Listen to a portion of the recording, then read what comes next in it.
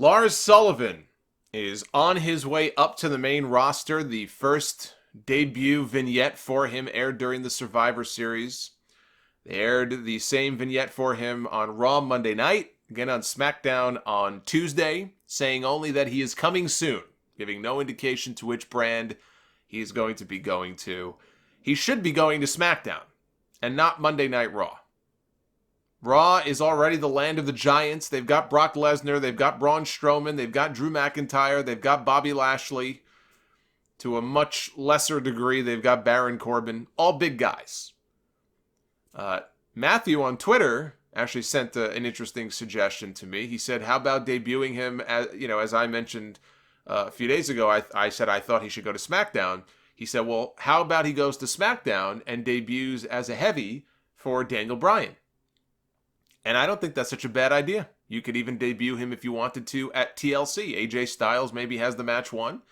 And all of a sudden, Lars Sullivan appears. A wild Lars Sullivan appears. And helps, cost AJ the match. That could be one way to introduce him.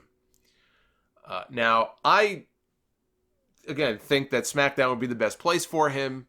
He's big, and so he's going to get, I'm sure, plenty of opportunities to get over as a monster. If Strowman is the resident monster on Mondays, I don't see any reason why Lars can't be that on Tuesdays. And he can work. I said he should go to SmackDown, whether he's a heavy for Daniel Bryan or not. But if he's going to work, programs with different people, I could see him working with Rey Mysterio.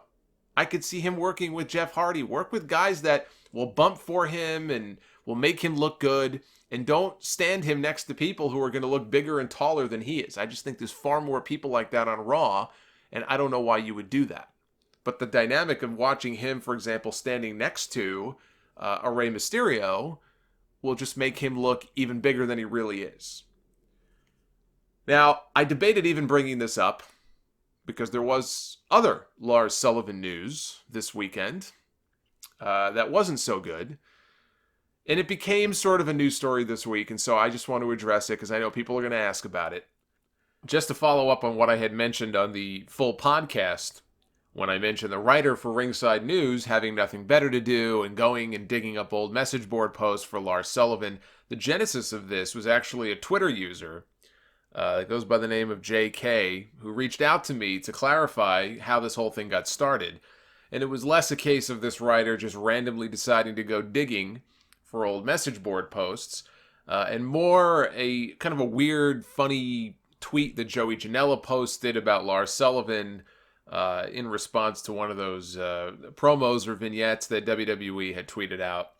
And this person decided to go digging around and searching and came across some of these controversial message board posts that have been attributed to Sullivan back when he was posting on these forums many years ago.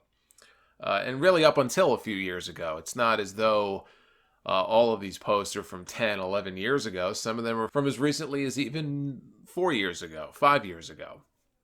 And so they went digging and found some stuff, and they sent the screenshots and information into Ringside News, and then they followed up and have since found additional posts. They've dug around a little bit more. So that was the genesis of how this all got started. There was a writer on the website Ringside News decided to go dig up some old message board posts from Lars Sullivan. His real name is Dylan Miley, dating back as many as 11 years ago when he was only 19 years old. And I talked about this actually last year on the podcast, not these particular, controversial posts, but I had mentioned the fact that Lars used to be a poster on an internet message board on the website bodybuilding.com. He was a frequent poster in those forums. You could still find old posts that are online from I think he had 2 different accounts. He might have been banned and then came back under a different name. But when he debuted in NXT and was first signed to WWE a few years ago, you can find the old posts from people in those forums saying, hey, is this Dylan? Is this guy, is this one of our own? And they said, yeah, we feel happy for him that he made it. And so he used to be a frequent poster on those forums. I thought that was pretty well known. And these posts are from many years ago, from before he first signed with WWE.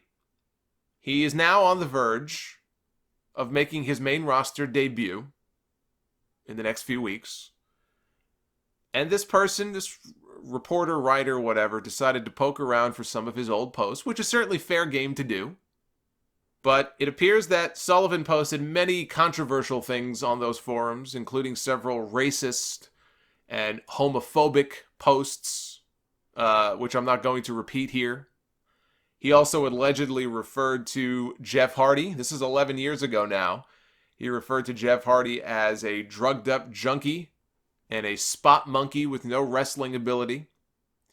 He made a comment underneath a video that somebody posted of Stephanie McMahon, calling her very sexy and thanking the poster for the FAP vid. The racial stuff, the wrestling stuff just sounds like any friggin' 20-something pro wrestling troll on an internet message board. The racial stuff is disgusting. Again, I'm not going to repeat it, but it was pretty bad, and I don't condone any of that. It's embarrassing. There's no place for it. And if he really did post that, I can only hope that this dude has smartened himself up since he was 19 and 20 years old, or that he was just really bad at trolling and was trying to get a rise out of people. There was one person I remember seeing who said something to the effect of, this might have been after he was signed, and they said, oh wow, one of our own just got signed by WWE. I remember El Prospecto, that was like his username. And he rubbed a lot of people the wrong way. He had made enemies on those forums, and there was somebody who posted something and said, yeah, he's kind of misunderstood. He reached out to me one day via DM and basically said I was the only one who, quote, got it. And he was basically just trying to stir shit and get people all riled up and didn't actually believe what he was saying. And who knows if that's the case or not. But that's something that somebody said. This is years ago. This is before all this stuff even came out.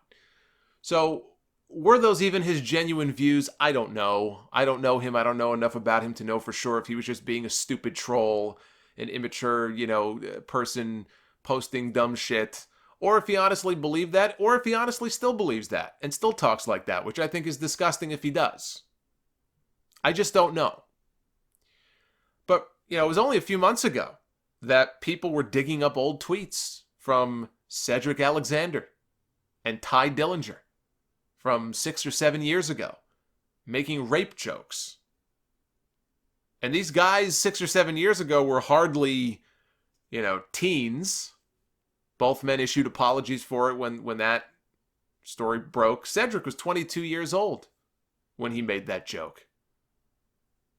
And as he said in his apology at the time over the summer, since then I've become a husband, I've become a father, and I've grown, and he was basically ashamed by what he had said.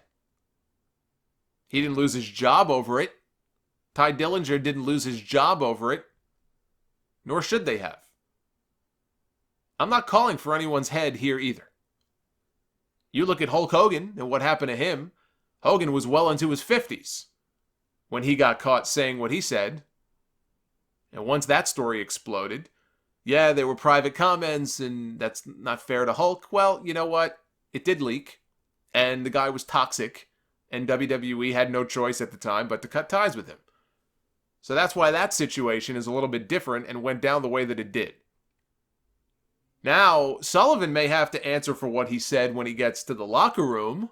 That's possible. If he does end up on that SmackDown Live roster, for example, working with someone like Jeff Hardy, I could see Jeff maybe having some words with him about it.